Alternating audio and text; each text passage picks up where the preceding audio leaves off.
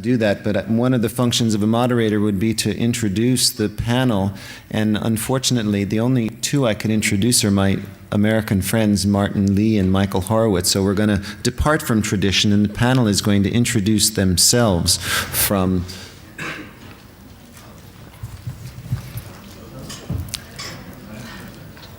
Okay. My name is Barry Miles.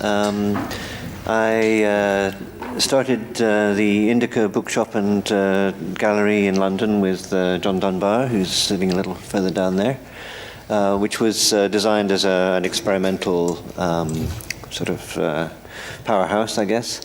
From the basement of that bookshop, we started International Times, which was London's first underground paper, which, again, I did with a whole group of other people, including Hoppy, who's at the far end.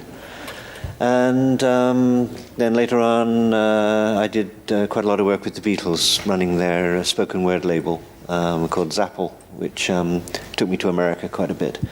So I ran around quite a bit in the 60s. Martin? And, Martin?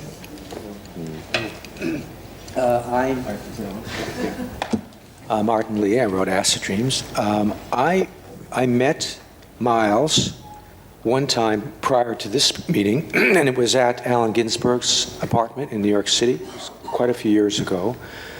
And it struck me that, not having thought what I wanted to contribute, that maybe a bit of a homage to Allen would be appropriate, because in talking about the counterculture, there's probably nobody, at least in terms of the American scene, who embodies the essence, the story, the flavor of the counterculture, the evolution of the counterculture than Allen Ginsberg. More so than Timothy Leary, more so than Kesey. It's really, Ginsberg, maybe because he's a red diaper baby, always had a social activist, political activist sensibility and component to what he was doing. Unlike his other beat colleagues, he was sort of a left-winger. Oh, excuse me, he was a left-winger. You couldn't say that of Jack Kerouac. If anything, he's kind of a right-winger. I don't think it really matters, these labels, in terms of these people. But other person, of course, William Burroughs, he's more of an eccentric, iconoclastic libertarian, if anything, not really a left-winger or a right-winger. So in that sense, the Beats, as a sort of a formative influence in the counterculture, didn't carry a particular political point of view. They weren't sort of oriented toward political expression necessarily. But Alan's wonderful. I was very fortunate to become his friend. Worked with him on several projects.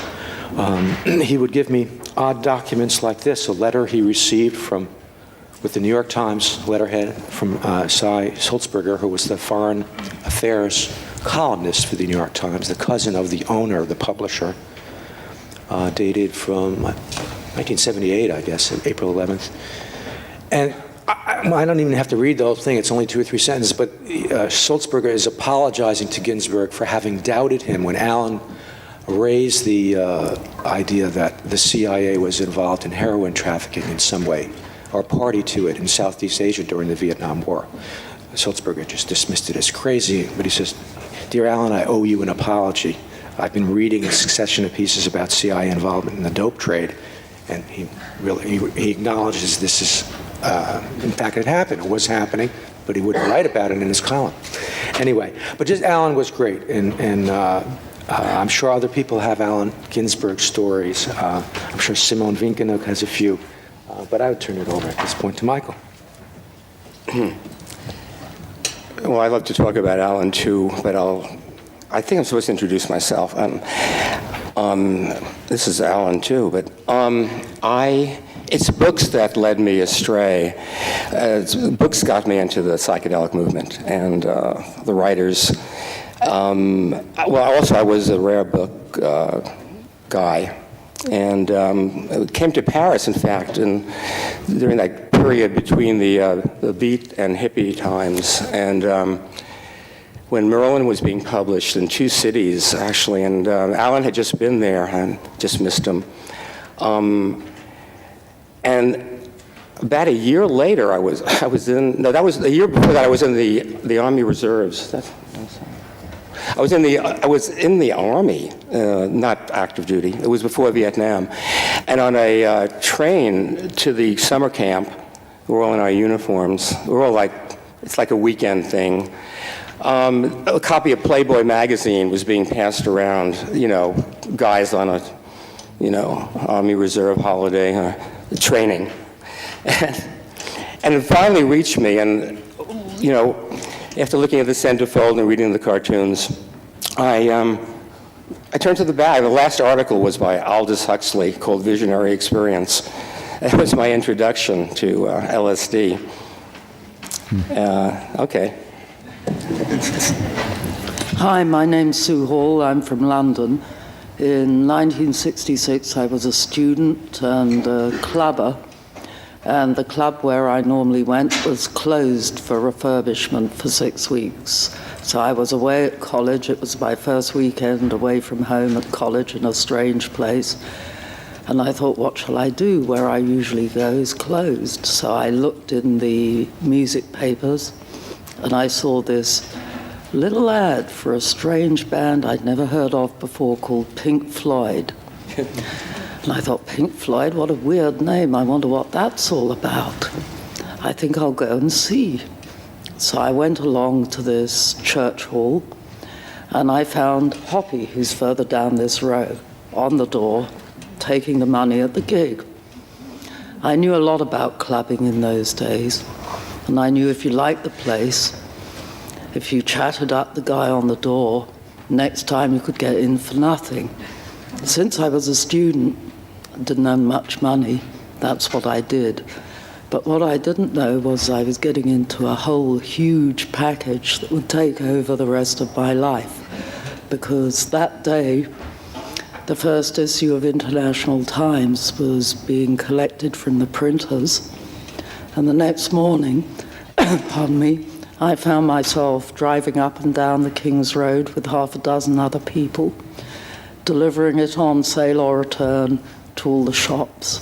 It was a great introduction to that kind of life in London, and through Hoppy I met Miles, and then later John Dunbar in West London. Hello, yeah, my name is John Dunbar, and in 1963 I hitchhiked around America, thanks to Jack Kerouac, and discovered psilocybin in Mexico, and came back and changed from doing science to doing art, and that's kind of what I've been doing ever since. And Miles and I decided to change the world.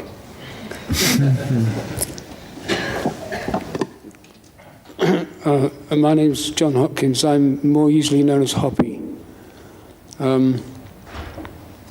People have mentioned some instances of the 60s, so I'll take it that that's red.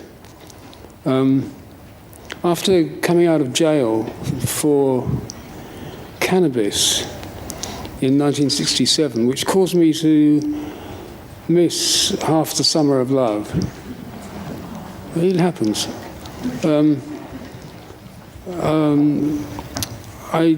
I stayed around for 3 weeks in England, and then both me and my girlfriend, who was called Susie Cream Cheese, had really had enough. So we got all our money together and went to London Airport. It was a Christmas day, actually. We got on the first plane we could find, and we could afford, and we landed up in Casablanca. Spent a while running around Europe, and then I got interested in video, which was a medium that nobody had heard of then. Sony had just made their first portable video, actually for military purposes, but some were available in England and the States. And I got into video. To cut a long story short, having been a video editor for about 20 years, in conjunction with my friend Sue here, did various other things, and the last job I can remember having a regular job was working in tissue culture in the botanical section of the University of Westminster. Then, of course, I retired, which gives me time to come to conferences like this. That's about it, I think. Michael, when you mentioned Allen Ginsberg, I was thinking of an incident that I think is relative to this panel when Timothy Leary applied for political asylum in Switzerland after escaping from prison. You were involved with Allen Ginsberg in winning his. Can you tell that story? I think that would be. Yeah, this is a good example of what kind of person Allen Ginsberg was. When Tim escaped prison, and he was first in Algeria and then got temporary asylum here in Switzerland. But there was a tremendous amount of pressure from the American government. Watergate hadn't happened yet. I mean, Nixon was really riding high on his re-election landslide, and John Mitchell was the Attorney General, and he personally came to Bern to tell the Swiss not to give Leary asylum. It was like a personal vendetta, because Tim Leary was like the anti-Nixon. He would also be the anti-Bush and the anti-all the, small minds of history. And anyway, Allen showed up at the first location of the Ludlow Library, where we were collecting beat and psychedelic literature, and sometimes both at the same time, right? And in fact, Allen's the great, lysergic poet of the 20th century. Was giving a talk yesterday, but anyway, he's always like a one-man show in getting helping persecuted writers on the lam and poets and so on who were being persecuted in other countries. Is what just something he did on the side from writing great poetry. He had broken his arm, so he dictated to me a Declaration of Independence for Timothy Leary, July 4th, 1971, July 14th, Bastille Day, actually. And Tim had been in prison in Lucerne. The Swiss were trying to decide what to do with him. And he hadn't been here very long. He's been in the mountains for the most part. And Tim did say that the food, the service in the Swiss prison, he was in 29 prisons in 40 countries, something like that, over his lifetime. Well, he was arrested 29 times. He said the food in the Swiss prison was the best. And the service, they always brought him wine with his meals. Meanwhile, Allen composed in his head, because he couldn't write, dictated to me this 8-page manifesto, for the freedom for Timothy Leary and any person without a country who's being persecuted for their ideas, for their writings. And it worked. It actually, it started something with writers and the International Pen Club, first the American, and then the International Pen Club signed on. Every beat writer, in San Francisco signed on within a minute. And then eventually we had an international array of names of celebrities, and that definitely helped. And so the Swiss rebuffed the American Attorney General, but they wouldn't give Tim full asylum, but they gave him like a temporary asylum. And Tim used that up in about a year, but Allen was also raising money for Tim. We saw his address book, which was mentioned earlier, the world's greatest address book, was used to send these, he had them printed up, sent out. It's called the Declaration of Independence for Timothy Leary. But it could be for anybody. And a couple of weeks later, we found out that Tim was out of prison. And when we ran into Allen, we told him, probably in front of City Lights in San Francisco. And Allen said, great. And we said, what are you doing now? And he was doing the same thing for the Living Theater, who had been imprisoned in Rio de Janeiro, for what they call an obscene performance, I guess.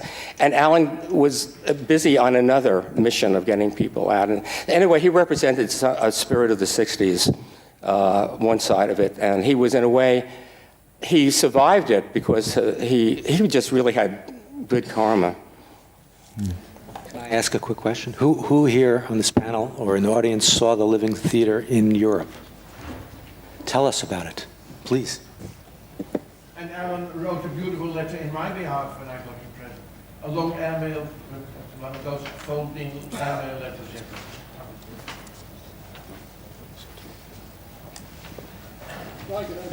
I could add a little about Alan because at the time he wrote the Declaration of Independence, I was actually sharing a floor in a hippie commune in Berkeley with him. So I was actually there at the same time. Wow. It's true, everything that Alan did, I mean, he never ever had enough time to write his poetry, to be quite honest. I was engaged doing a poetry recording project with him at the time, traveling around to all the readings he gave. And he made a policy of getting to readings early and finding out what the local issues were. And this was actually about the same time that he had become interested and influenced by Chogyam Trungpa, who had told him that he should perform spontaneously, not go on stage with boring old poems that he wrote years ago, but he should respond to the actual situation. So one of the things he would do was he would talk to the local activists in wherever we would be, you know, some obscure university town in upstate New York or wherever it was. And there was always somebody who'd been busted or there'd been some, raid on a bookshop or something. And he would compose a poem, and often a really fancy sestino or something, not just a little rhyming thing or a piece of spontaneous prose, and deliver it. And he would know all the issues and he would argue it very, very forcefully. And the next day, he probably wouldn't even remember the guy's name, to be quite honest. But at the time, he was right there, and he was always like that. And as far as Hoppy and I were concerned, he helped us tremendously with International Times. He made the famous address book fully available, and when we got busted, he sent money from America. And he was, as Martin said, I mean, crucial to the whole underground movement. I just found a transcript of a phone conversation he had with Henry Kissinger that was in the Nixon archives. And he's on the phone with Kissinger arranging a meeting. They're going to have a debate about Vietnam. And he's treating this very seriously, and Kissinger's there, yes. And finally Alan gets to the end, he goes, and yes, and we'll do this naked, right? What? You're joking? So, Lucy in the Sky with Diamonds, this panel, who's responsible for naming this panel? And is it really true that does not stand for LSD? That story about John Lennon and the painting, the child's drawing? Yes, kind of. Yeah, but it's why this particular title for this particular talk, I don't know. Yes, what are you saying yes to? There was a drawing, and John's son, not Sean, thank you. It's been pushed away from me. I'm not sure which is best. Is that all right? That's better. Yeah, there was a drawing that this kid did. And called it that. Actually, the title was written on it by Julian's teacher, because Julian was only about 4, I think, at the time, and he didn't yet know how to write, in fact. So she had said, "What's this about?" And it was his friend Lucy, who was one of his classmates, and she was floating in the sky, as they would in a 4-year-old kid's drawing. And so she wrote the title herself. The teacher wrote on the thing, Lucy in the Sky with Diamonds. Mm-hmm. So the actual title came from an LSD innocent, in fact. But it was immediately noticed by John Lennon when one day when Paul McCartney went over to do a songwriting session with him, and John realized he had the whole song just waiting there. Just all they had to do was put some music. Well, at this point, John and Ringo and George all lived in these weird stockbroker houses in a place called Weybridge in Surrey, which was actually the place where the diggers, the original diggers in 1640 set up camp. And it was turned into, they all had wives, their sort of childhood sweethearts. And it was all kind of breaking up at this time because of acid mainly. And that was when that was happening. 66. changes, big changes. Late 66, early 66. You can hear it in the music. Yeah, this was about January 67, rather, I would say. Nevertheless, I'd say the Sgt. Pepper album, which contained that track, was the best introduction anybody could ever have to stereo headphones. It was a true revelation. For a lot of people, it's more than just an introduction to stereo headphones. Oops.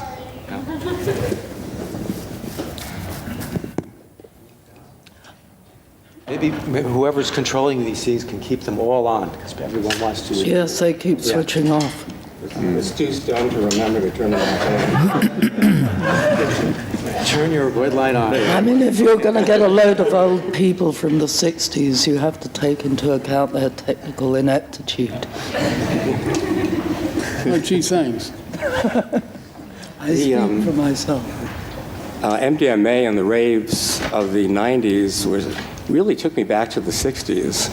I think it really was a privilege to enjoy that kind of thing twice in a lifetime.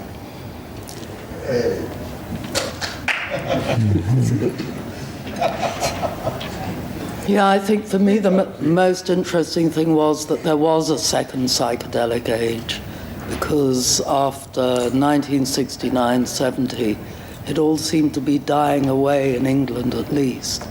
And it took a hell of a long time till the late 80s before it rose up again. That was quite a relief. Let's hope we don't have to wait as long for the next revival of the 60s.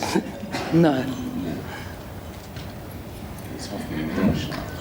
Well, you know, the establishment of the counterculture in the United States was a combination of factors, of course, and two of the big ones were the civil rights movement and the Vietnam War. And excuse my ignorance, but in England, you weren't involved in the Vietnam War, and I don't know if civil rights were a factor. But what forces congealed in England to create the movement there? The main thing was Heathrow being the world's busiest airport. We got people from everywhere coming through London, and that made it a very interesting place to live. But in particular, the old British Empire was dying away, and we got loads of Indians, Pakistanis, Jamaicans, but also Canadians and Australians. And then because of the Vietnam War, we got a whole load of refugees from America. An excellent riot. That was later, 1968, the riot. But on the whole, I don't know, I'm not so keen on riots. I prefer parties. No, it was very good TV then. Yeah. True. The actual background of a lot of the people in that movement came out of the campaign for nuclear disarmament, which was a major movement in the late 50s, early 60s. I guess it really hit its peak around 61. But I don't think they ever took acid, really. No, but a lot of the people who were involved with that went on to become part of that generation. So there was already a sort of an anti-establishment structure there. I mean, that's the sort of equivalent of, in Britain, of the anti-Vietnam War. It was a very long walk. And then, of course, there was the fact that there was a very large West Indian population in Notting Hill, and Notting Hill was the sort of the cheap neighbourhood at that point, and which is where, where most of us smoked our first joint.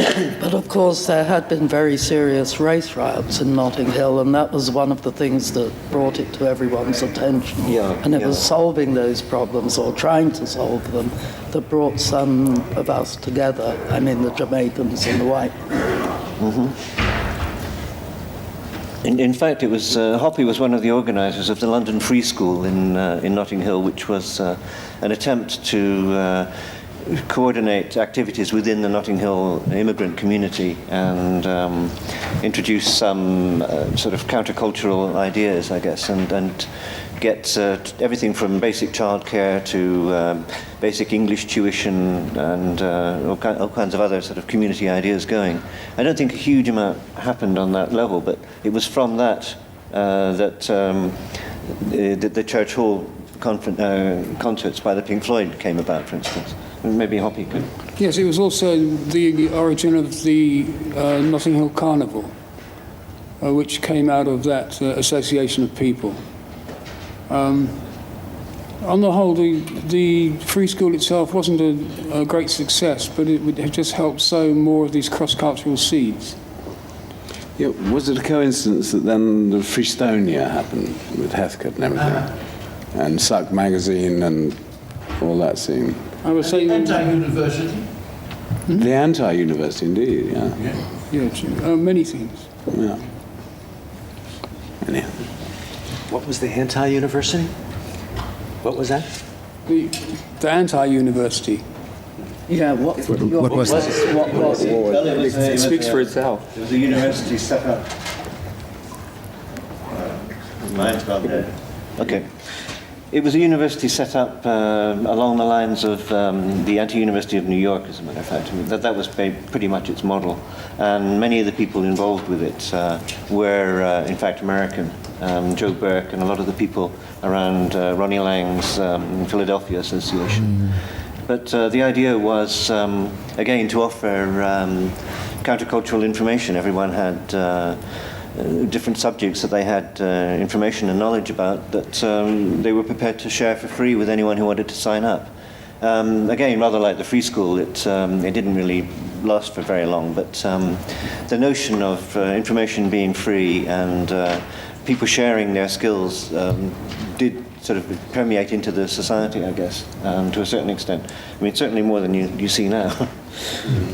As a teenager, my introduction to alternative London was the big poetry reading at the Albert Hall in 1965, where Allen Ginsberg was one of about 15 different poets who spoke. Maybe Miles could say some more about that. Well, yeah, it's true. the Albert Hall reading was what most people date the counterculture in London from, which was basically a Beat Generation reading, because three of the prominent Beats were going to be in London at the same time, which was Ferlinghetti, Lawrence Ferlinghetti, Gregory Corso, and Allen Ginsberg. And although the poetry reading itself may not have been perfect poetry, although some of the stuff there was great. Adrian Mitchell was great. Simon Winkelhock was great. It was really the shift between the Beat Generation and the underground as far as London was concerned, because the audience was great. There were parties going on all around the hall. Around? Sorry? Mescaline around, I took some before. Mescaline? Yes, you did. I remember. Because I remember you speak. Love. Yes, and Harry Fainlight. Crazy. Harry Fainlight thought you were shouting, "Leave, leave, leave." But he had to be made to leave in the end, didn't he? And his acid trip, I remember, featured a spider, and he couldn't. He made a big spider web I had to go through. I felt like that at the moment. But as a 17-year-old kid, I looked around that hall and I saw 5,000 people, all just like me. I never knew there were so many. It was the first time. It was amazing. That was really the big moment of that event for most of us who went. Yeah, it was the summer of '65, so it was very early, and there was a lot of pot smoking going on, and Ronnie Lang had a lot of his patients there who were dancing, and people had brought picnics and wine, and there were sort of side events. Bruce Lacey had built some robots that marched around the place, and there were sort of happenings. It was sort of the end of the happening era. John Latham. Who? John Latham. John Latham, who just died. Who just died the last year. Yeah. And really, it was as Sue said, it was the recognition of a community that we'd all been there already, but we didn't know that there were so many of us. And it was really on the strength of seeing so many people in one place who were clearly like minds that Hoppy and I got together and decided to try and produce an underground newspaper to cater to this community. So I guess you would say I would say the underground started with that particular reading in London, again caused by Allen Ginsberg, because it was his idea. Was there a relationship to the growth of the counterculture in England to Crick's use of LSD? Was that at all known, or is that just only recently been brought to light? I can't answer that, I'm afraid. Well, a good question for Steve. Steve Abrams who unfortunately wasn't able to come here, although his presence was advertised. He was ill at the last moment. He swears that in correspondence with Crick and in conversations that Crick absolutely denied that taking acid had anything to do with it. In fact, I think he threatened to sue Abrams if he ever repeated that Crick had taken acid. So there seems to be some doubt about that. Well, no, I think that the story that I heard was that Crick didn't want it known publicly until after he died. Yeah. I think now it's for sure that he did this, and which a fact that is. Yeah, that figures. Huh? Yes. You might want to explain. You're talking about Francis Crick, who discovered the shape of the DNA helix while he was high on LSD, the Nobel Prize-winning scientist. That changes so much, from that moment of vision. And he was very much a pro-cannabis, decriminalization, legalization person who was involved in signing that famous advertisement that he did. Calling for cannabis in 1967 to be decriminalized or legal. And then the Beatles were very much involved in that too, right? Well, the story behind that was when Hoppy was busted for pot, we had a meeting in the back room of Indica Bookshop to try and decide what response was possible. And naturally, no one could really come up with any kind of organized response. But Steve suggested that in order for this not to happen to anyone else, we should try and affect the law in Britain. And one way to do this was to publish a full-page ad in the London Times, calling for basically for the decriminalization of pot. And a full-page ad in those days was £1,800, which is a hell of a lot of money, because in those days most people would be earning about £12 or £14 a week. So I happen to know the Beatles because they had financed the shop in the first place, or Paul McCartney had. And so I took Steve Abrams around to Paul's, and Paul just said, that's fine, just get it together and send us the bill and we'll pay it. And so Steve then got on and collected all these signatures, including Francis Crick, all the Beatles, of course. I seem to remember Graham Greene was smoking opium when they went to get his signature from him, because he was living in Albany, just off Piccadilly at the time, in a proper sort of gentlemanly sort of bachelor's pad. And the ad appeared after, and it caused a tremendous furor. There were questions in the House, and and it was followed by bus after bus after bus. I mean, it really set the cat among the pigeons, that one. I'd say, but it was followed by countless busts, wasn't it? Oh yeah, And this gave rise to the organisation Release. Indeed, which is very important for keeping people who'd fallen foul of the law from suffering a worse fate than they might otherwise suffer. Yeah. And Release is still going. It's still got a hotline that anyone who gets busted can call to get free legal advice.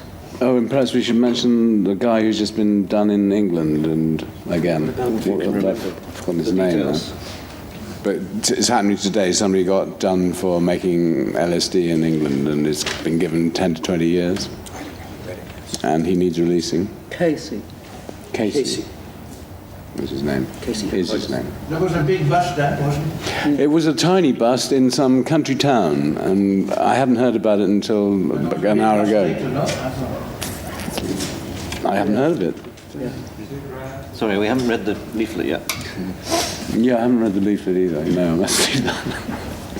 Of course, psilocybin is growing prolifically in Great Britain. Was this a factor in the counterculture then, or has that? When did that become known? It was more of a 70s thing. When, as in the States, a lot of people left the cities in the early 70s and went into living communes in Wales and places like that. And that was when the magic mushroom thing really started to take off in Britain. But it's true, they're very prolific. No, it all developed into gurus too, didn't it? Sorry? I can't... It all developed into gurus and all that number at that time. But in the 60s, the psilocybin wasn't the natural mushrooms in Great Britain. They weren't. No, Amanita was the first kind of homegrowns. Amanitas, really? Amanita muscaris. Yes. And then somehow we realised that these little ones were everywhere. Yeah. We have trouble in the U.S. making the Amanita work. I wonder, is there a subspecies or what You kind don't of want to do too much, because otherwise it makes you a bit sick. But otherwise... I think so. They look exactly the same, but the action is different, as British. Oh, yeah. Yeah. North America, They're different drugs, there's no doubt about it. Yeah. like the Euro-Siberian, but they don't work the same. They don't. They don't act the same. So you don't know what the difference in the scare is. They don't. And I think in England... But the English psilocybin is also different. I mean, Yeah. it's... But hasn't it just been made illegal or something to sort of actually have it undried? well, It used to be we dried, had it but... on every market stall for the Well, last yeah. 12 months or so. Well, Mexican ones, whatever, they yeah. disappear. It's become very big in London now, the sort of Mexican mushrooms, homegrown, kind of for sale. Yes, actually more common than acid these days. Yes, do you think the Swiss climate is any good for this, for growing mushrooms, these sort of mushrooms? They grow in Switzerland, I see some they grow people in are South nodding. Germany, they grow everywhere. Yeah, they do. Find them all over Europe. All Yeah, yeah.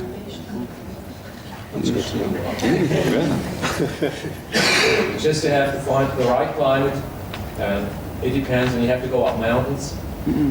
So it's maybe 700 meters, and it depends on the pastures and on the soil, but they are everywhere.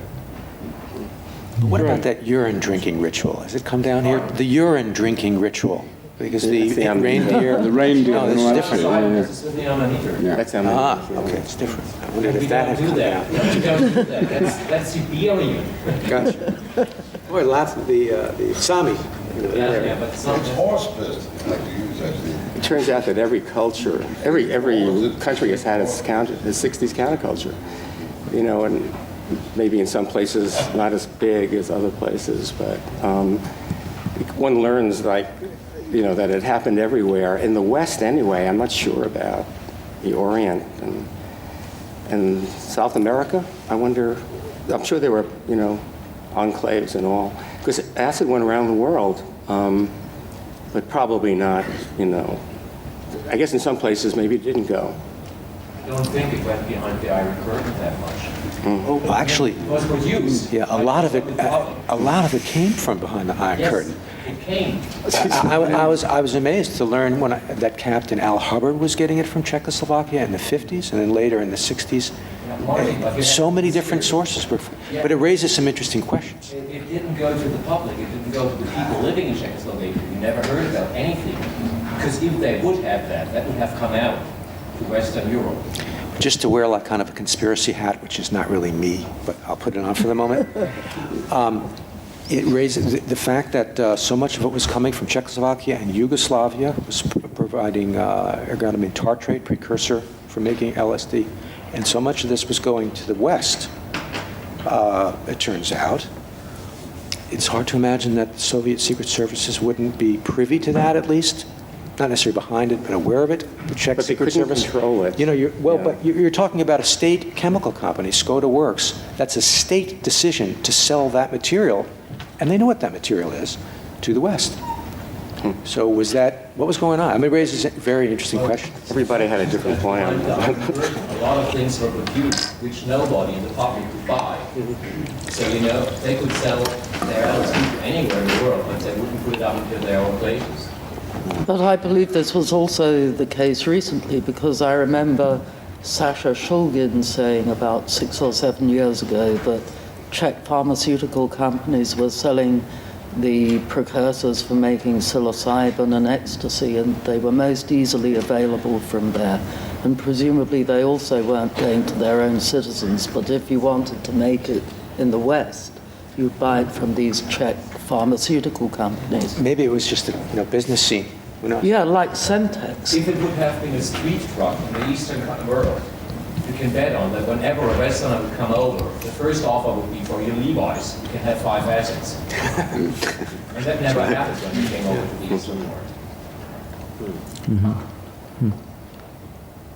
There was certainly quite a spread of the ideas because we were running an underground newspaper. We would receive all the other underground newspapers, and it was astonishing to see how quickly the idea of even producing one spread. I mean, by the end of 1967, they were coming out of all the Scandinavian countries. They were coming from Yugoslavia, which was under Tito still, I guess. I mean, it was technically a communist country, but they actually had a psychedelically designed paper coming out of there with the paisley patterns and everything. So I would imagine there must have been some use in the East, but I mean Yugoslavia was always much more liberal than the rest of the Iron Curtain countries. Yugoslavia was not behind the Iron Curtain. You could go there. Yeah, that's true. That's not true. behind the Iron Curtain. Yeah. I learned just from a conversation today that I heard the year 1969 mentioned.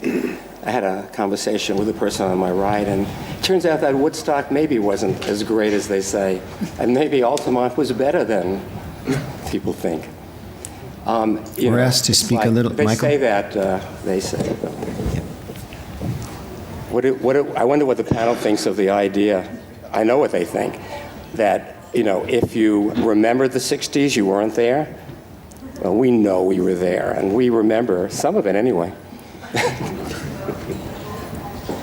Yeah, we had a big rave in London in 1967 called the 14-Hour Technicolor Dream. That was in, I think, April or May. And about 10,000 people turned up at a place called Alexander Palace in North London, and the Pink Floyd were topping the bill, and several of the Beatles were wandering around in the audience. And everybody had a wonderful time. Everybody was tripping. The only trouble was it was a fundraising event, and at the end there was no money. But perhaps some of you other people might be able to say some more about that. Yes, well, I was the person who hired the hall. They're still looking for the rent. And we were very good at getting things to happen, but we were very bad at holding on to the money. And one of our compatriots was a guy called Michael X, who was a sort of a black gangster with a middle-class come-on. And he decided to provide security on the doors, and he turned up with his gang of black colleagues, and they manned the doors, and they took the money off the people at the doors, which was, I suppose that's a way of redistributing the wealth. So that was one reason why I lost a lot of money. As I say, I never did actually pay the rent. It was an amazing event, though. It was in this big hall. There was a helter-skelter inside, a fairground machine you could go down. There was a huge pipe organ.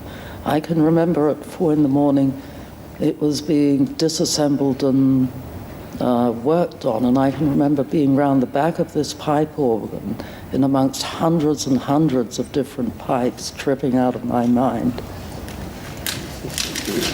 I love the colorful names of the 60s events come back, like the 14-Hour Technicolor Dream. And there was also a festival in Amsterdam called the Wet Dream Festival.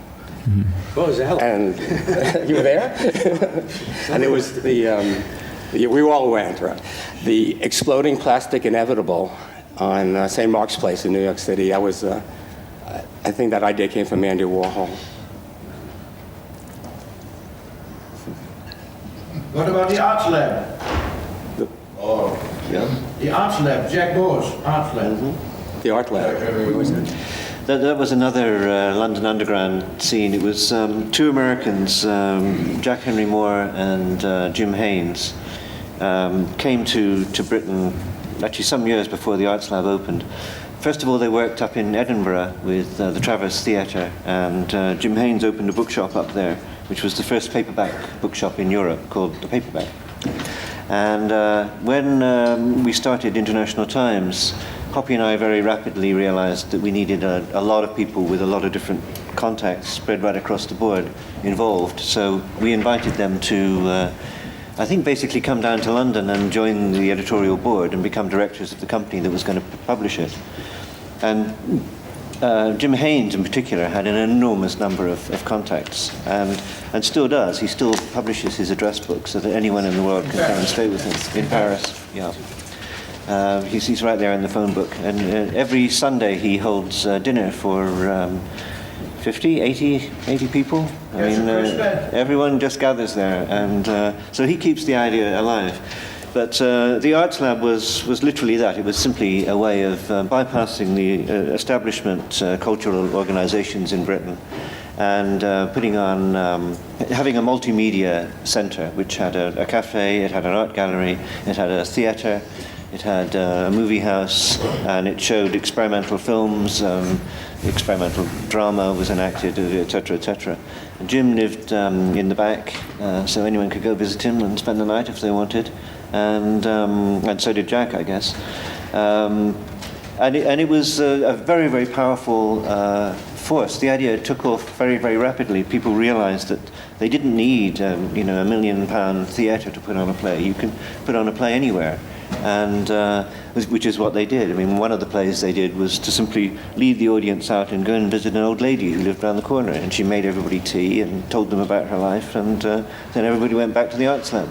That kind of thing was going on all the time, and it turned into a whole movement in Britain. I think at one point there were something like 60 arts labs right across the country, different people putting on things. David Bowie, for instance, was so influenced by the one in London that he started his own in Beckenham in Kent, which was mainly just David doing his mime act and then strumming his guitar and talking to all the girls. But it was still an arts lab. He called it the Beckenham Arts Lab. And it was a very, very powerful movement. And as Simon says, we shouldn't overlook that, actually. It had very little to do with drugs per se, but it was informed by that consciousness. And it was very much part of that countercultural scene. Sort of intimacy with the mentality of things that were going on in Amsterdam at that time, too. That's right. So there was a bleed over from there, particularly.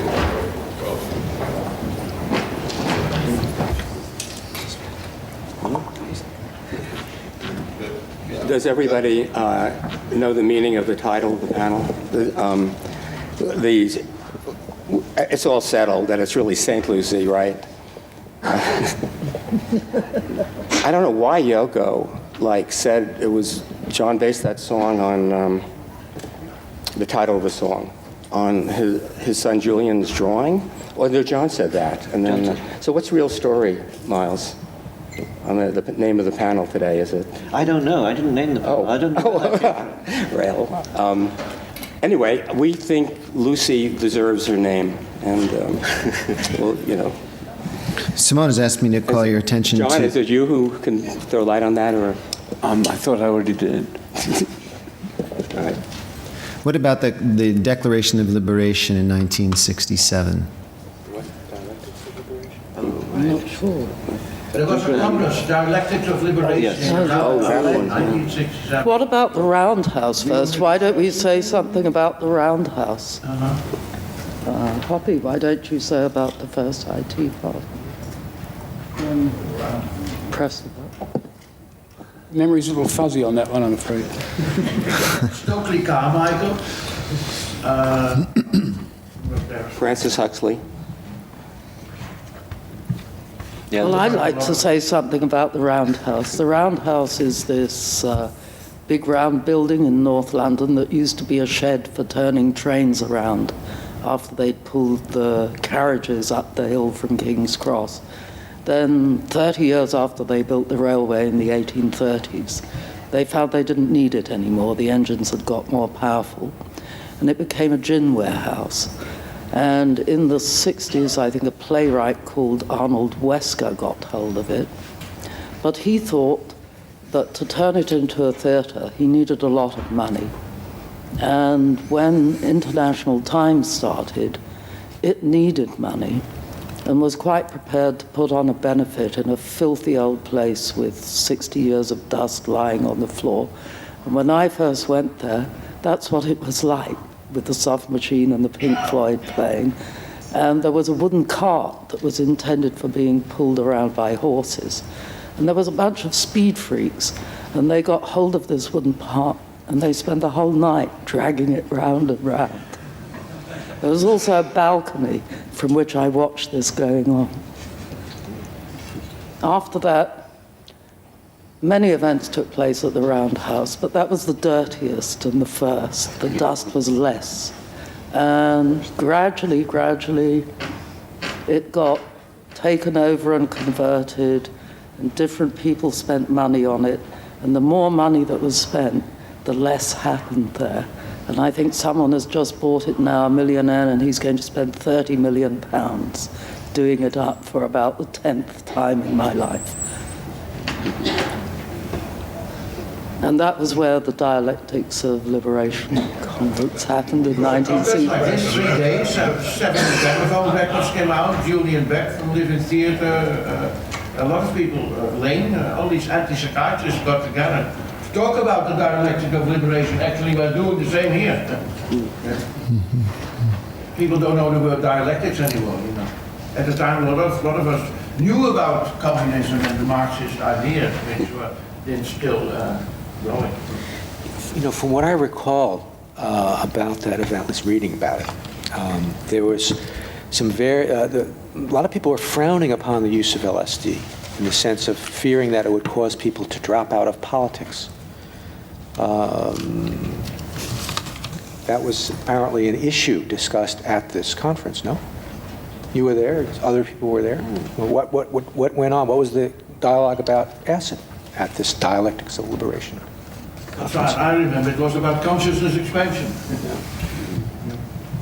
It was probably the lecture given by Allen Ginsberg, actually. I forget the name. It's a famous But he text. He wouldn't have been down on. Oh no, he wasn't at all. But he was there too. But there were a lot of Gregory Bateson. Gregory Bateson. Actually, the most interesting thing about the Dialectics of Liberation Congress was that Bateson delivered his first, as far as I know, first warning about global warming. This was in 1967, and he said that it would take 25 years before it made much of an impact. And I remember that the Times of London the next day dismissed him as a complete crank. So, no, it's more or less the same thing as now, I suppose.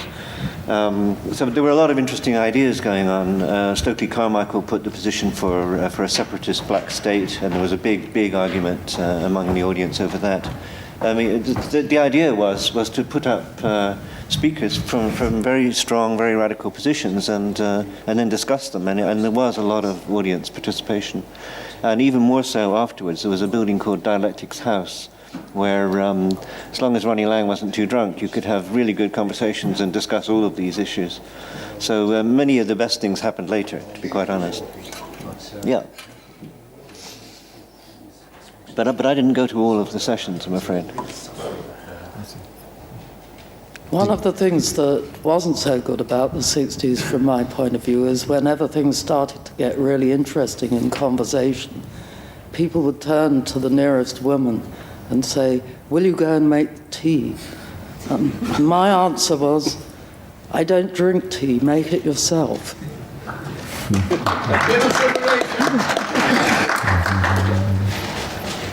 When you speak from the audience, please use your microphone so that the translators or the taping can pick it up.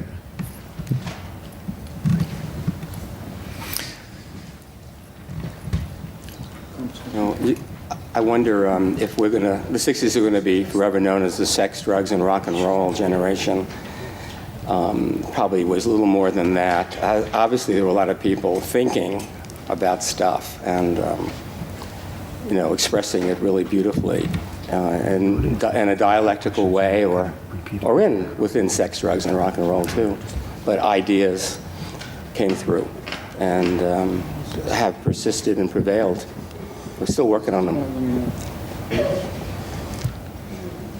So what should the counterculture learn from the past to make it more vital now? Be subtle and be fluffy. Don't take the establishment on head on. Don't take the establishment on? Head on. Head on. Come at it from the side. Try a peripheral attack. The keto strategy of smashing the state. How about autonomous zones and spread them around? I'm sorry, it's a little louder, please. How about autonomous zones? Yeah, in I can bake. Spread them and then spread them. Yeah, good stuff. And Burroughs said, remember, stay outside. Remember, stay outside. That's, I thought, a good advice. Don't follow leaders, watch your parking meters. Yeah, to which I would add, try and imagine the impossible. Most of the things that we found ourselves doing in the 60s would never have started if we'd had business plans. Now, true.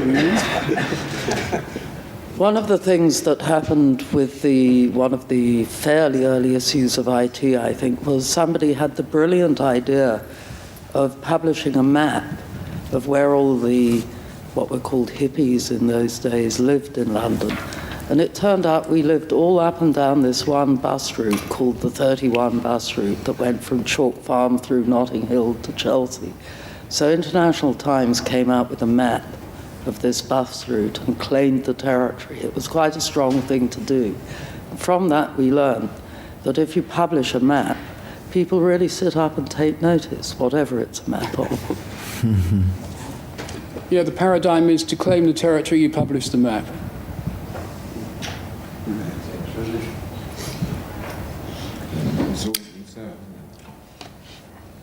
What about Alexander Truckee?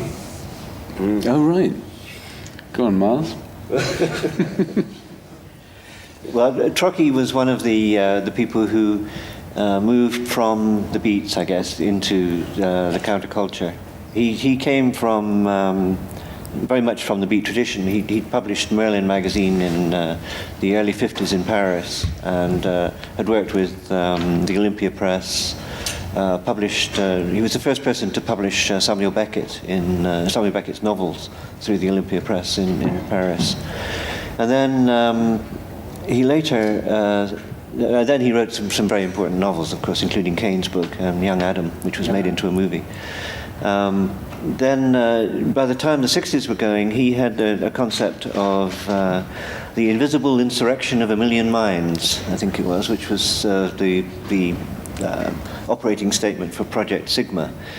Unfortunately, Project Sigma, to a large extent, just became Alex sort of pronouncing things sigmatic, and that was about it. You know, you had to get on and do it yourself. But he was very much a collection point for ideas, and certainly stimulated some tremendous discussions, and brought the experience of being a very well-traveled person with tremendous contacts, and culturally, he was far better grounded than any of us of a much younger generation.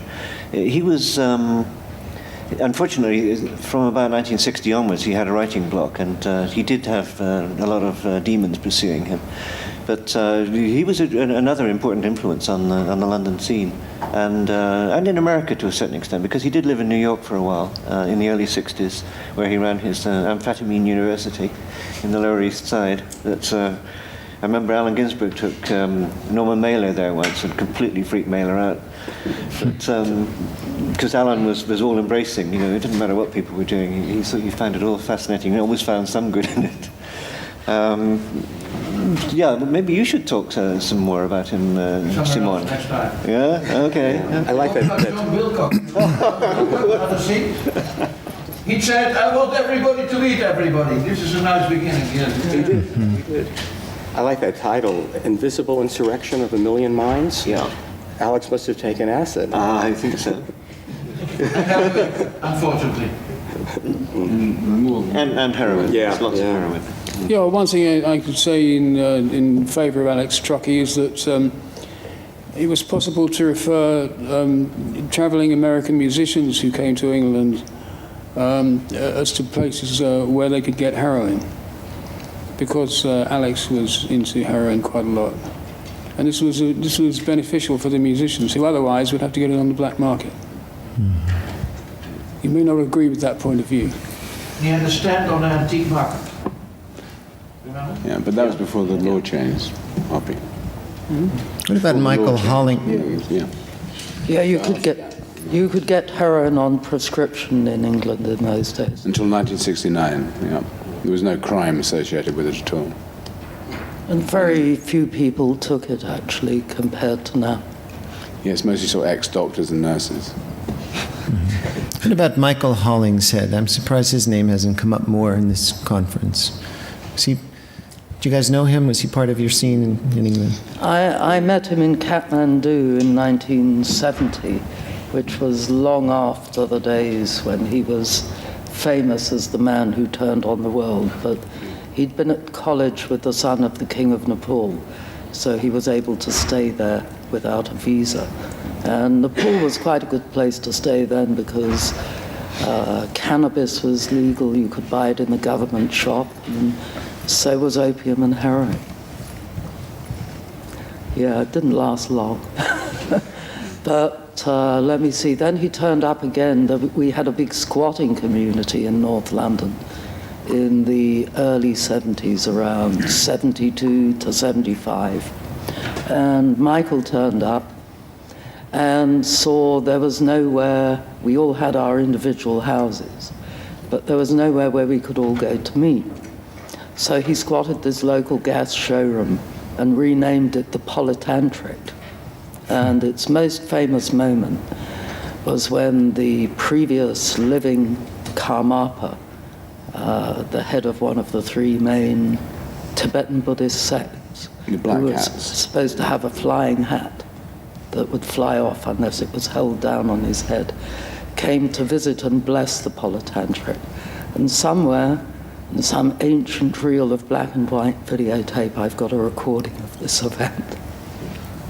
But Michael hung out with the White Panthers at that time. They were helping him sort out the Polytantric. And it wasn't an altogether blissful scene, to put it mildly. I don't know if anyone did. Yeah, you know the reason, earlier? well, the reason that Hollingshead was important was he set up the World, what was it called? The Well, he just World sort of- Psychedelic Centre. But he blew into town with all those books, didn't he? Well, what he And did some was acid.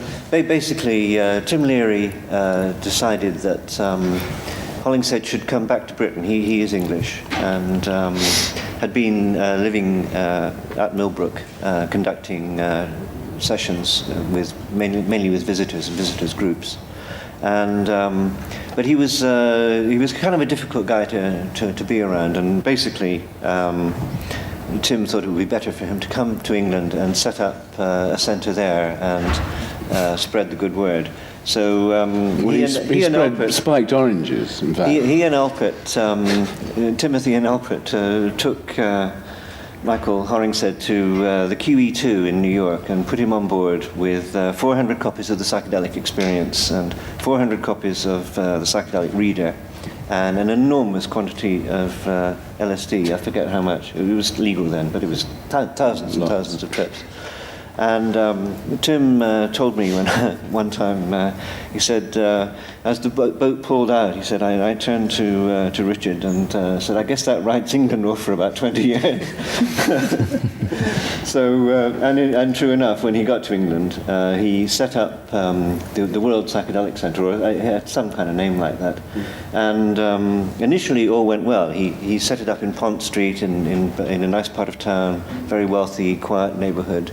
And he invited all the sort of celebrity activists and the people who ran the Playboy Club and just anyone who could, politicians, psychiatrists, anyone who might have a favourable experience of LSD, and in the event that moves were made to make it illegal, that they would have a counter-argument. The same reason that Ginsberg was turning on a lot of people in New York with Leary was so that in the event of LSD being made illegal in America, there could be a strong argument put forward by writers and publishers and public figures of one sort or another.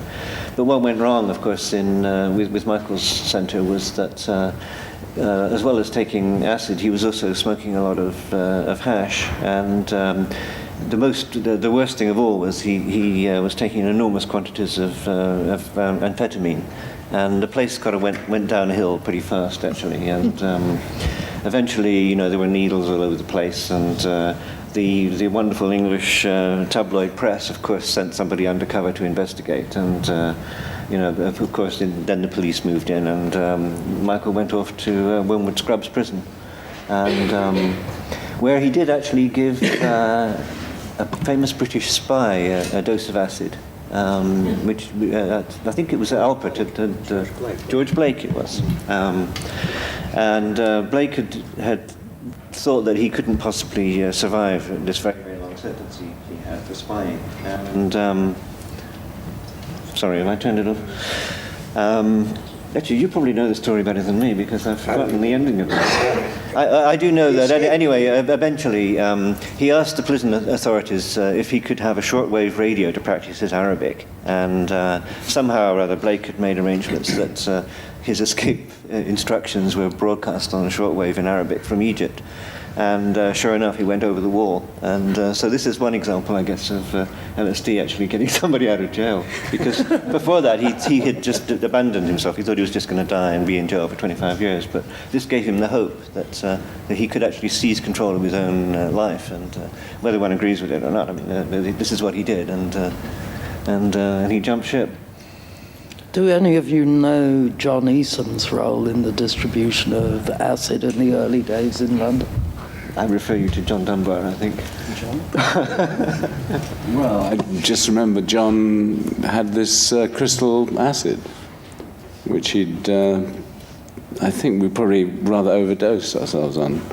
And he was also famously the first bust, but they hadn't made it illegal. What happened? He chucked it out of the window when they arrived, and right into their hands. And but he also had something to do with the perjury, didn't he? Yeah. Didn't he take all the money or something? Yeah, he did. John Easton was a New Zealand poet who arrived in Europe around probably about 1960, I would think, and mainly spent his time around Mallorca and places like that, where he took acid with the members of the Soft Machine as early as 1962, so he had a supply coming from somewhere. And then he moved to London, and he lived in a notorious, I mean, by the tabloid standards, notorious building called 101 Cromwell Road, where a lot of people, including Syd Barrett from the Pink Floyd, later lived. And John Mayall. And John Mayall, and John. Well, basically, he was the man with the acid. He was known as the Spider to a lot of people because he slicked his hair right back and had almost like a helmet. And he had a very commanding presence, sort of almost Manson-like sort of focus of his eyes on you. He was an interesting poet, though, and when I was managing a bookshop, I gave him a couple of readings there. But how did he? Oh, yes, that's right. He got busted, and this was before LSD was made illegal. But it was the first attempt by the authorities to try and get arrests for possession. And so they, although LSD itself was not illegal in Britain, ergotamine was, which is one of the, you probably know what the chemical background of this is. But ergotamine was illegal under the Poisons Act, and so they tried to get him on that. And although it had been thrown out of the window, there was a policeman, waiting to catch it, of course. So they had the stuff. And the argument involved Albert Hofmann, who flew to England and indeed testified. Yeah. Mm-hmm. And I think he got off, didn't he? He did get off, yeah, because Hofmann and two other chemists got together and he completely ignored the judge and got into a huddle and had a discussion and eventually just said, just wait a minute. When we've decided what it is, we'll tell you. And they decided that it wasn't ergotamine, apparently. It was something else yet again. So the judge said... Did they come to the trial or the hearing? Or? Yeah, he was there. He was one of the defense witnesses. He was called by the defense. Well, had a good lawyer, didn't he? Yeah. You have a question back there, please? Mm-hmm. I wanted to speak from the perspective of somebody who is 25, and I was thinking it would be lovely to have turned 20 in 1968. When I hear our psychedelic elders talking about the glory days of the 60s, I get jealous, I have to admit, because I feel like I'm bereft of something that my youth culture did not have the same opportunities, or we did not create the same opportunities that perhaps other generations had. And so one of the questions that I have for the panel is, as somebody who is currently working in social movements, especially in the prison industrial complex, my background is in criminology. One of the questions I have is how can we, as different generations, work together in more structured constructive ways. I feel like there's the different generations in these various social movements and psychedelic communities, their social networks tend to be horizontal, that they tend to befriend people within a few years of their own age. And some of my best friends are in their 50s, and it's lovely to learn from them as mentors. But it's also lovely to teach them about what's happening now in the clubs, in the streets, in the workshops, and the movements that they may have sort of fallen out of.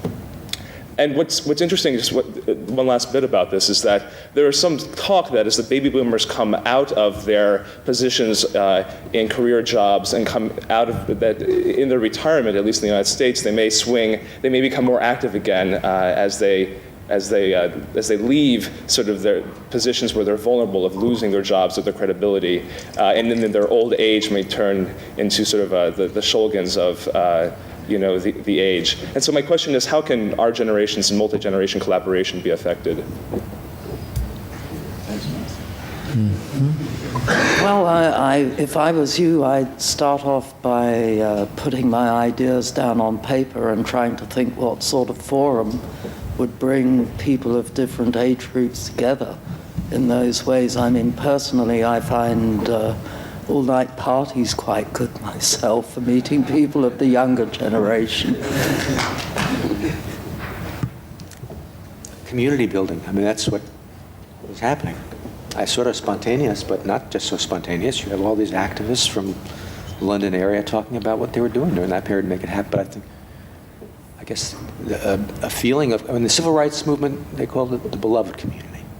And, I guess that's what you guys were doing. You were making your beloved community, but maybe that's the focus. Yeah, I'm afraid the dialogue here is a little scattered because our chairman didn't make it, so the guy who was supposed to tie all this together isn't here. And Robert's doing a wonderful job, having been asked in the last minute. Good point. What do you want to hear? There must be more questions out there. Please, speak into the microphone. No, I'd like to ask the guy who asked the question just now, what do you see yourself as doing to bring the generations together? Do you have any ideas you'd like to share with us? Well, I'm fascinated by community building on the internet, but I feel like it somehow marginalizes people who don't use the internet as frequently as people in my generation. So I wonder about the possibility for Tribe.net and other social fora online to bring people from across countries together. But I feel like a lot of social party events tend to cater toward a particular crowd. So if you go to an all-night rave, or if you go to Goa, or you go to Burning Man, it's hard to break in if you're older. And I find that it's hard for me as a youngster in the community, even though I'm in my mid-20s, to sort of break through that first conversation starter with people from a 60s, or 60s if they were in college or traveling about. So I don't know. I'm just trying to be persistent, but I don't have any good answers, unfortunately. Perhaps we should start a website called silversurfer.com or something like that. Make us oldies feel at home.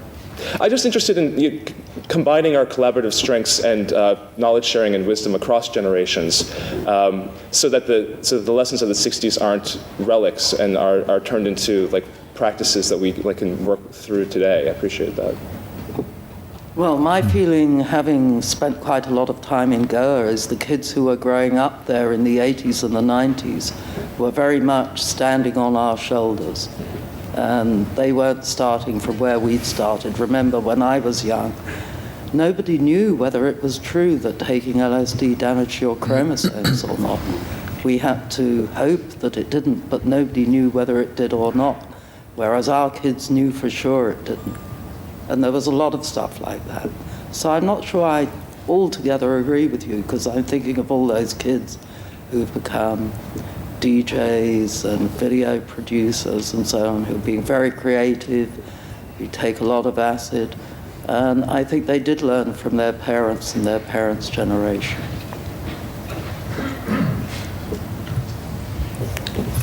Please. I think I'm a few years older than you, and I think it was maybe a little bit easier when we had some cross-generational interest, like things, for me, like the Grateful Dead, that really had an interest from the 60s all the way through the 90s. And I see more than having difficulty in relating to older people right now. Most of my friends are in their 50s and 60s.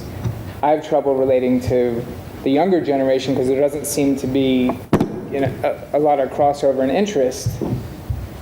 So I wonder if you guys have any thoughts on some of these cross-generational interests towards people using psychedelics now.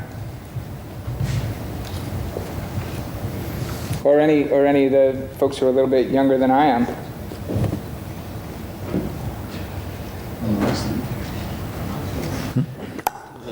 I sort of reckon, I live in a town in Australia that's a hippie town, and just exactly as you said there, our kids are like an evolutionary development.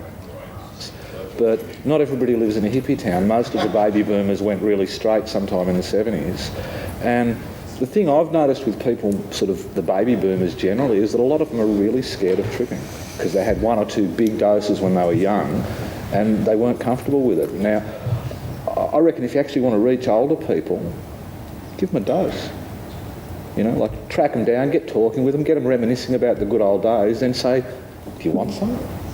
And there's no quicker way to bring older people back into the fold if suddenly they have maybe 100 mics instead of 200 mics, and they realise, hey, this isn't so scary, this is pretty nice. And I've seen that happen time and time again with, baby boomers that are reaching the retirement age, that are actually getting to the point where they don't have to worry, or they don't feel that they have to worry about their financial security anymore. Give them a dose. But sometimes things take a long time to come to fruition and one shouldn't write them off. I'm just thinking of the chemist friend of mine who first explained to me in a club in 1966 how it would be possible to have totally clean, non-polluting hydrogen battery-powered cars. And I was listening to the radio just before I came here, and I heard General Motors are bringing out a car like that now. It was at the American Motor Show recently. So it's taken, 40 years? It's a long time. You may have a long wait for your generation's ideas to be taken up, but it should be a bit quicker now. I think it will accelerate, actually. Terence McKenna's idea holds that 2012 is a real launching. Well, a lot has to happen between now and then, and a lot of good stuff is going to happen too, and who knows? Let's hope it doesn't end up like Y2K. How would you answer the criticism that the counterculture of the 60s and 70s actually failed by virtue of today's geopolitical scene, and the forces that we were up against then are actually much more powerful now, and the threat to the environment is greater, the military crisis is greater. We have Bush as president now. How would you respond to that? That's not our fault. I'd say after completion. You'd say what? After completion. It's one of the hexagrams in the I Ching. It means that when something seems to be at its most powerful, it's about to crash. Whatever it is. Roman Empire, American Empire. And not just empires, it's like a graph. It's also called the sunset effect. It burns brightly before it fades away. Yeah. But on the other hand, I think we deserve plenty of criticism, and we should be big enough to take it. Haven't we finished now? I mean, any questions? Because it's 8 o'clock. Let's go and have a drink. Is it?